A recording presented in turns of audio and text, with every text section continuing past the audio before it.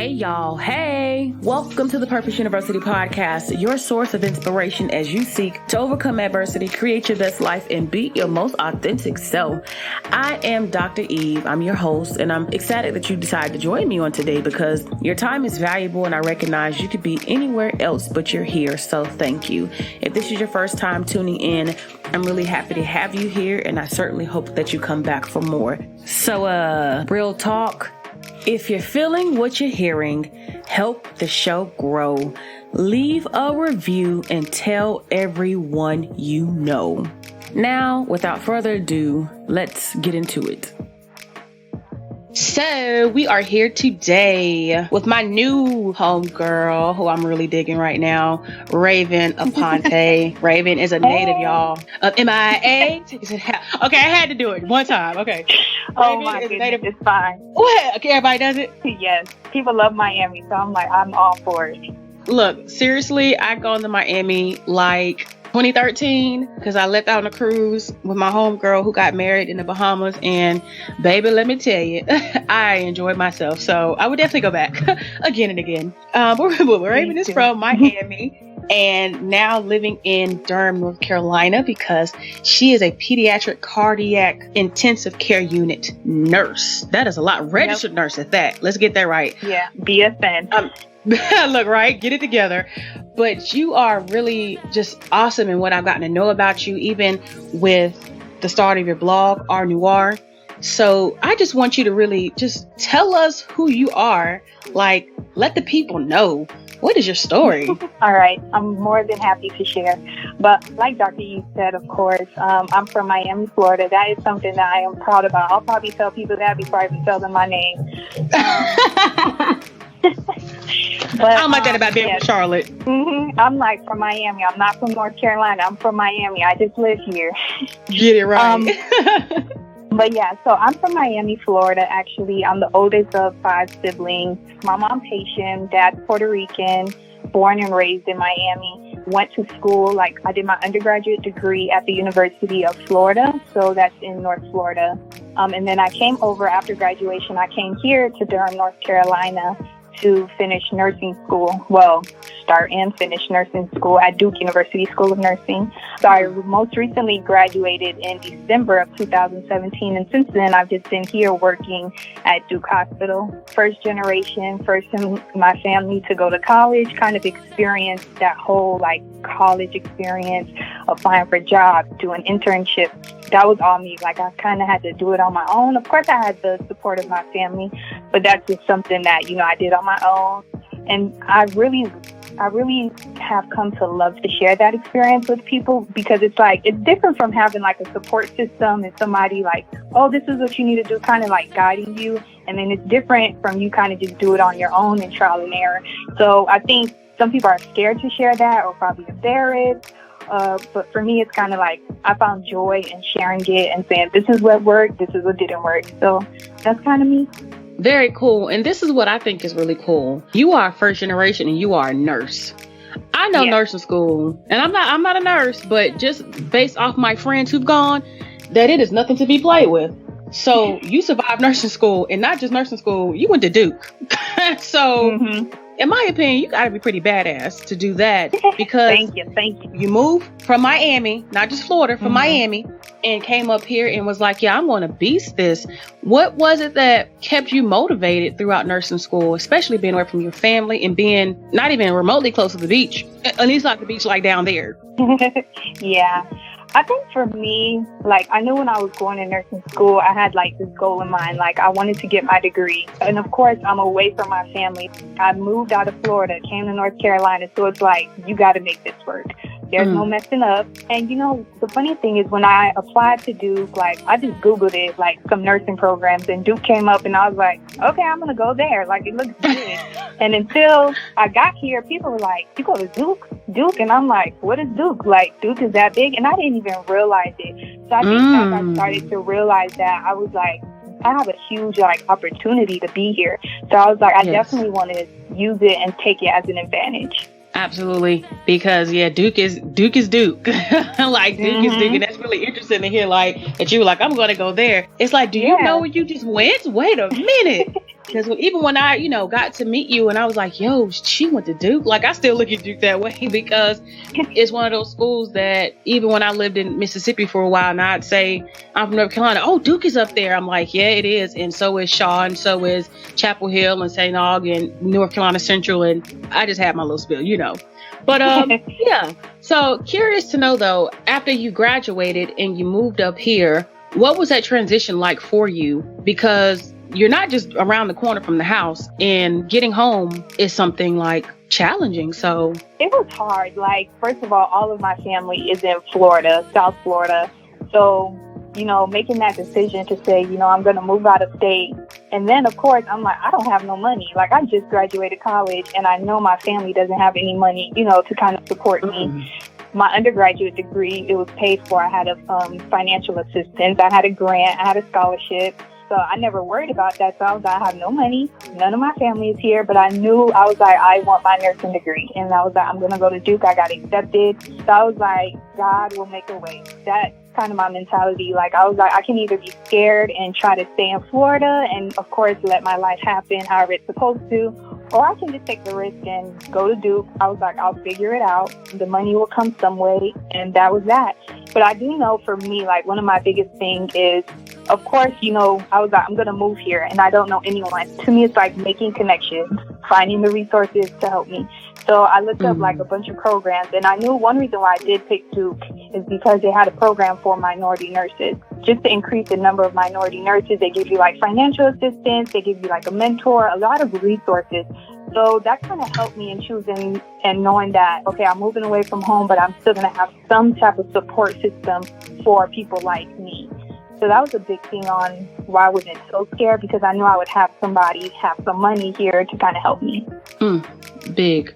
So you considered moving here. I mean, you got here actually, started navigating your own, graduated, and you've evolved now to become this nurse. And I'm pretty sure you're doing your thing, like, no doubt. So in all of your experiences thus far, what do you believe to be the most challenging aspect of navigating life, especially as a first gen? Oh, it's hard. It can be really hard sometimes, just because, I mean, as a first generation, you don't really have anyone in your family who kind of went through that, or to kind of tell you, the ins and outs of how things went. And I really noticed that, like, some of my classmates, like, I noticed, like, their parents had PhDs and masters and all this. They went to this school and that school. And I'm like, what? I'm like, my parents have a high school diploma. My mom had an associate. And you just realize, like, how, like, those connections were so important, and I didn't have it. So to me, I really set out to, I was like, I want that. Like, why do you get it and I don't? So, I just went out to look for professors or, like, people who are in the same field as me, or people who were interested to kind of help me figure it out. And even now it's hard. I think the hardest thing is money, like financially. Because, I mean, being first generation, you come with this, like, level of, I don't know how to say it, like, I guess this income level. Like, if you're first generation, it's pretty certain that you'll also be around this certain income level, probably below poverty line, which it was for me. So I think the hardest thing was for me was, like, how am I going to graduate? How am I going to live? And after graduating nursing school, I think for about 3 months, I think that was the most struggle I ever did. Like, I was like, nobody budgets better than a broke person, because Lord, I was like, I didn't know how I was going to do it. Like, I had to figure out, because I wasn't getting any more, like, loans. In school, I was in school for most of my life, and I would either get grants or a loan. So I wasn't getting a loan spring semester after graduation. So it was like really budgeting, like having to call parents or like people who I knew could support me or help me. Like, and that was really hard, but by the grace of God, I made it. So I think that was kind of the hardest thing, is like, how do you stay financially stable?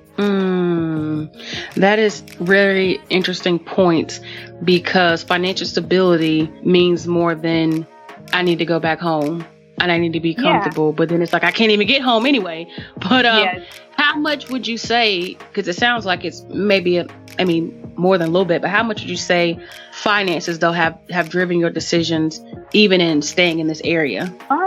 Well, after graduating, I feel like as a nurse, like the job market is pretty good. I'm not going to lie. So there were jobs everywhere. Like after applying, I had plenty of job offers, but I knew I had loans.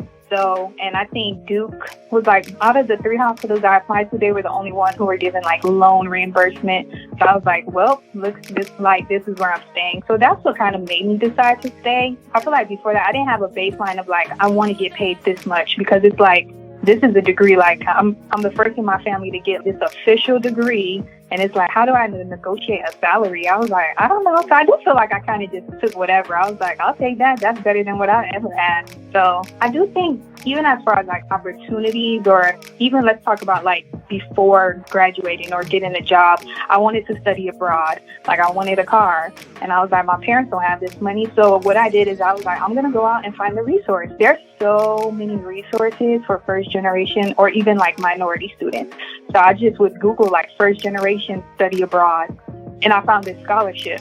And then I know a friend who had the scholarship, and she was like, oh yeah, I can help you fill out the application. They pay for everything. So I did it, and I traveled to Ghana for free, like for a whole summer. So I was like, okay. So I mean, I just started to learn like, how do you find those resources? And it's sometimes just a Google search or asking a friend.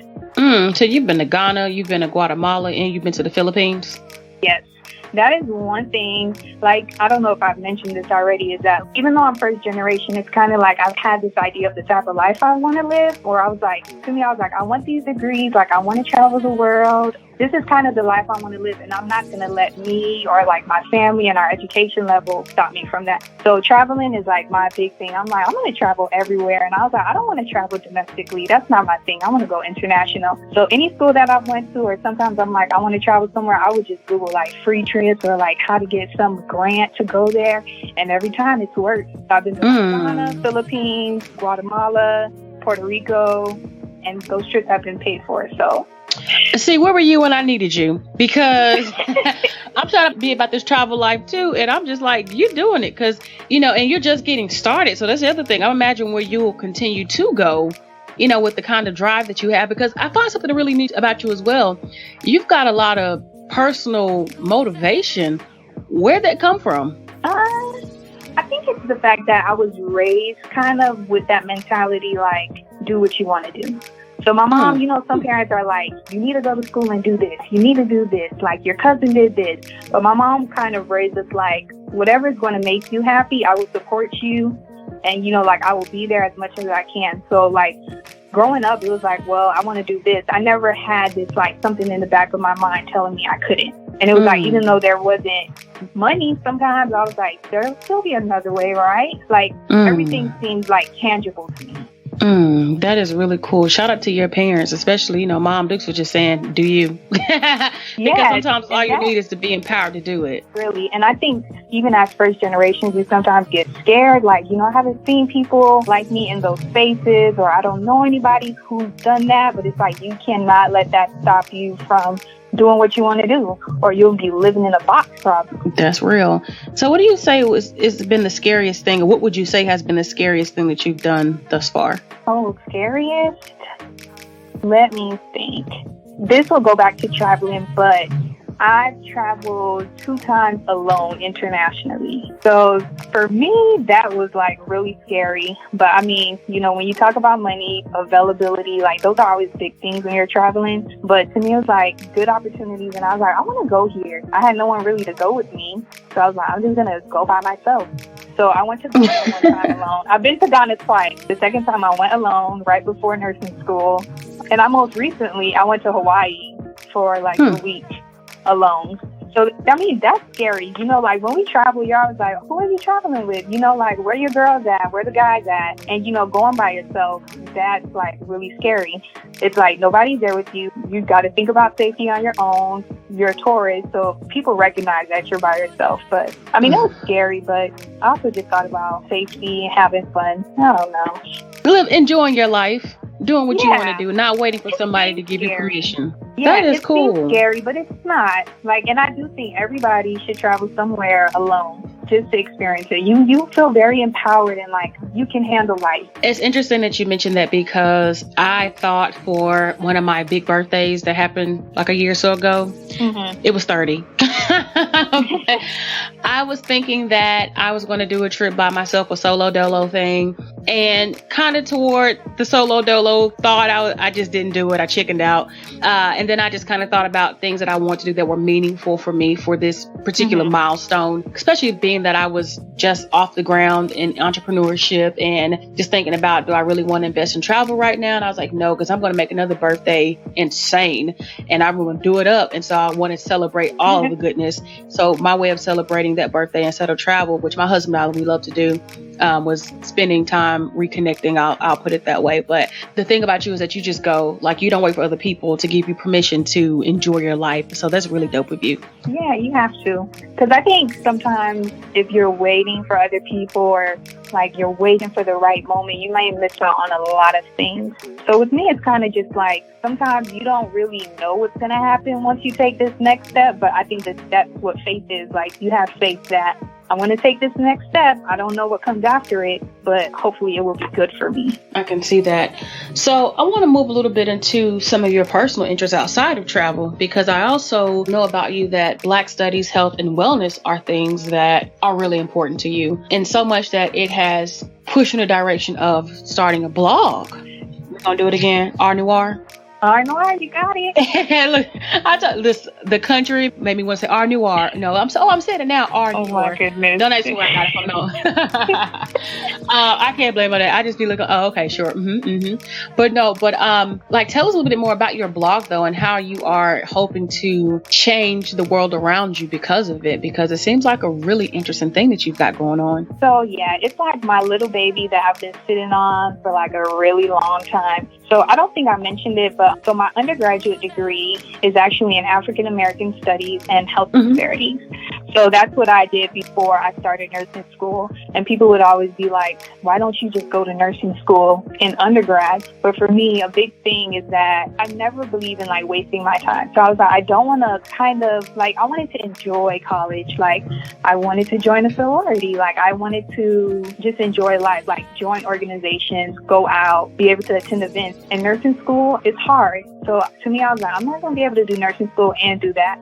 So of course, I decided to get my degree in those two areas. So it's kind of just been something that I was really interested in. The University of Florida is a predominantly white institution. So you could imagine me coming from Miami, Florida, where we have like a mixture of everyone.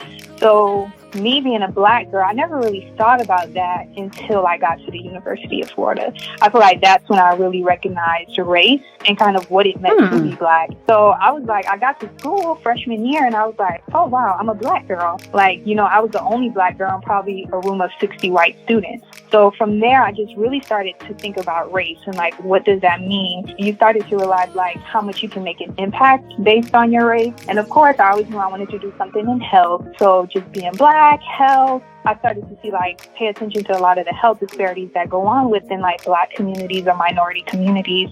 And that's something that I just always would research. I would always talk about it in school. Kids would always tease me. They're like, all right, Black Panther, because I was just so adamant and always wanted to talk about this stuff. Things like wellness. I felt like I was raised at home. My mom was really open, talk about your feelings. How do you feel? And sometimes a lot in the Black community, that's not really something we talk about. It's you get on with life. You have to make it to tomorrow. We don't have time to talk about feelings. So I just kind of started just thinking about all of that. And then, I went to nursing school. So in nursing school, I was like, I want to share this experience. I think there's only 9.9% of Black nurses, which is crazy. There's so little of us, but yet you've got to think about the populations we treat. So that just got me to starting to think about, what does it mean to be Black? What is the Black experience like? And then things like wellness and health. How do we intersect that? And in nursing, we never just look at physical. In health, sometimes we just think about, are you healthy? How much do you weigh? How tall are you? So to me, I was like, dang, this is something that I really want to, talk about or I'm interested in. And you will find me all the time just researching articles because I'm so nerdy. I was like, just research articles on Black people or Black nurses or things that affect Black people. And I would just sometimes write little articles on my computer and I'd never share them. But I'm like, oh, okay. And then so I came up, I was like, I should have a blog or talk about this. So I came up with R Noir. So actually it's like capital R, capital N, like you get it registered nurse. So yo, I just got that. Yeah, so I just got that. Okay, R-N, cool. And Noir is supposed to be black. So it's just kind of like a play on words. And my first and middle name is Ravenne Nicole. So RN. Wow, that really worked out, didn't it? Yeah, it did. So, I mean, I just came up with that blog, and I said I would start it when I started nursing school, but I kind of got scared, and I was like, nobody's going to be interested in this. Nobody cares about this. I just never really started it, but it was always in the back. Like, I changed my Instagram name to R Noir, and people would call me R Noir all the time. They was like, hey, R Noir, because they knew, like, this is a black girl. She liked talking about healthy stuff. She liked talking about black people, and that's kind of just the reputation I had. But, I mean, since starting work now, I feel like I do have like more free time, and I kind of started thinking like, what else? Like, what else are you going to do with your life besides going to work? So that actually got me. One day I said, okay, this is it. So I bought my domain name and I started just creating my website, which I'm currently doing. Hopefully it'll be out, like around July 1st. And then I just plan to kind of just share information about, Black history, Black studies, like how do we as a community work on wellness and like mental health, physical health, because I don't want to just focus on one thing. We kind of got to look at our whole body. How do we exercise? How do we have healthy relationships? How do we eat healthy? So I don't know. We'll see where that goes. I think it's definitely going to go somewhere. And I'm still sitting over here blown off of the fact that I saw this capital RN and just didn't even think about it. So yes. That was really clever of you. Very, very awesome marketing tactic. Check you out. Definitely love that. So I'm curious to know, because you are just a very upbeat person and I love it. And you're just a go-getter and you're all things that I'm excited about. Have you faced any adversities in your life? I mean, I'm sure you have, but is there one that just stands out to you that you'd want to share? Because you share how you continue to push and how you've been a very exciting and excited person in your pursuits of happiness and living your best life. And it's easy to be like, man, she just got herself together. But I know that we're not perfect people. So what have you endured that you'd be willing to share with us? And can you tell us how you may have overcome it? Yeah, I'm pretty sure I can think of something. But what's so funny is that I'm going to answer the question, but I think I was at a girls' night probably like 3 months ago or something. And we were just like pulling questions out of the hat and just answering it in group format. And that was kind of one of the questions I got. It was like, what have you faced kind of like as a Black woman? And it was so hard for me to think of an answer. And I was like, I know I faced something. I was like, I've been through something. And then but I couldn't think of a certain situation. And so I kind of felt bad because I had all these Black women looking at me like, girl, you ain't never been through something. And I couldn't come up with anything. So I think from there, it made me think. And it was like, I kind of realized the mindset I have and that like, I'm sure I faced some type of adversity, but I think the way I think and my mindset is that I haven't really faced anything where I felt like, oh my gosh, like I can't do this or I can't get through this. It's kind of just like when things happen and I think about it like, all right, this is kind of hard, but I know there's a way around this. Or I know that there's someone out there who can help me figure it out. And I'm only 24 years old. So for the most part, I've been in school. Like I go to school, probably summers off, a little job here and there. So I don't think there's anything that has really stressed me out. Oh my gosh, this is hard. Like I think I have a great support system. And it's just like life. I think and sometimes we think life has to be hard for it to be like worthy. And life doesn't have to be hard. You don't have to struggle for it to be worth it. Like so many times we're like, I've been through this and I've been through that and I'm glad I made it out. But it's like, that is great, of course, to make it through your tribulations. But at the same time, it's like, if you're able to get through life without it, that's also okay. Like we shouldn't be ashamed of that. It's like clearly maybe you have some like good wellness strategy. You know how to handle your stress or I don't know. But it's so hard for me to think of something that would stress me out. I mean, maybe classes were hard, but I don't know. And it's funny because it's like you're right. Some people are like, that's all you got. But then what I like about your response is that it's not what's expected, and it's not what you hear adversity, but like, really, it's really your mindset. And that to me is evidence of when you go through something, it's shaping you, it's teaching you something. And while there may be challenges, you recognize things for what it is. So that's even a lesson for me, a reminder that it's not. I saw a quote earlier and I was telling a friend about it, that it said something rather than asking God, why me? ask him, what are you trying to teach me in any situation? And so even that perspective was like, you know what, here it comes up again. So, affirmed, and knowing that this is what the lesson is for the day. I definitely love that. What would you say has been the best advice anyone has ever given to you? Ooh, that's good. This advice wasn't given to me like directly, but last February I went to a talk at NCCU. I don't know what organization it was, but they hosted an event where they had Issa Rae as a keynote speaker.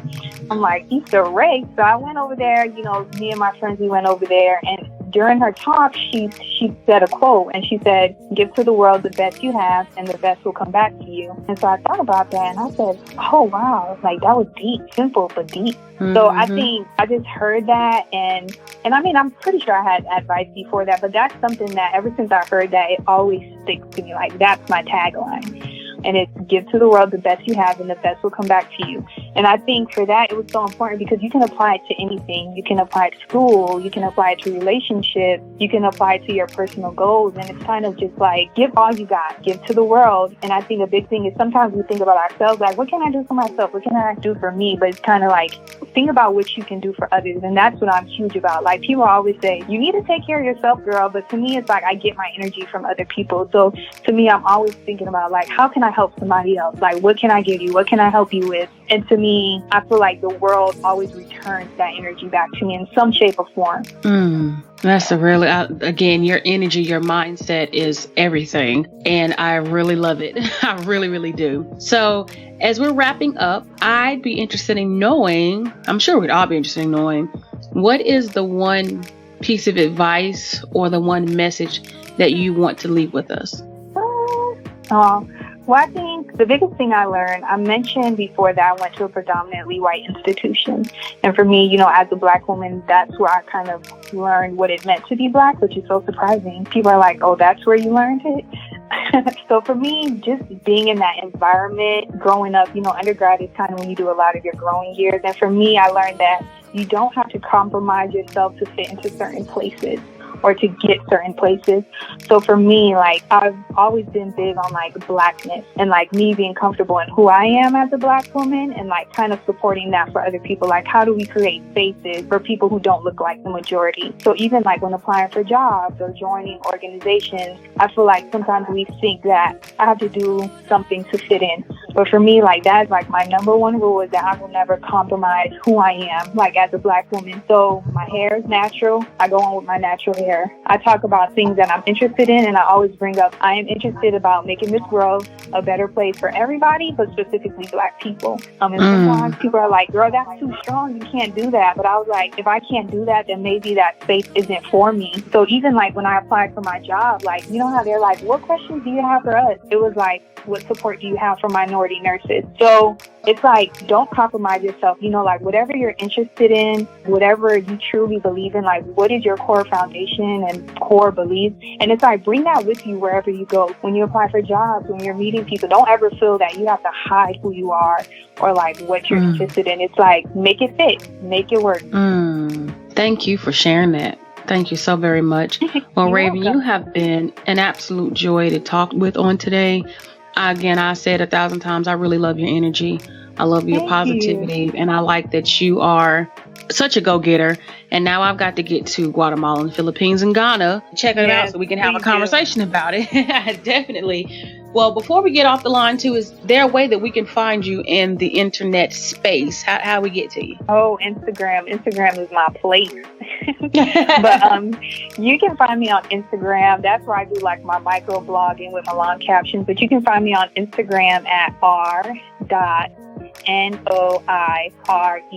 Got it. Well, look, you are on your way with everything that you're doing, travel and art noir, because I'm saying it right now. Yeah. And so we're definitely going to catch up. Take care of yourself and well wishes and everything. Thank you. It was so great being to speak with you and like to share my story. I'm so excited, and I love what you're doing like with first generations and even allowing us to talk about our experiences. So thank you.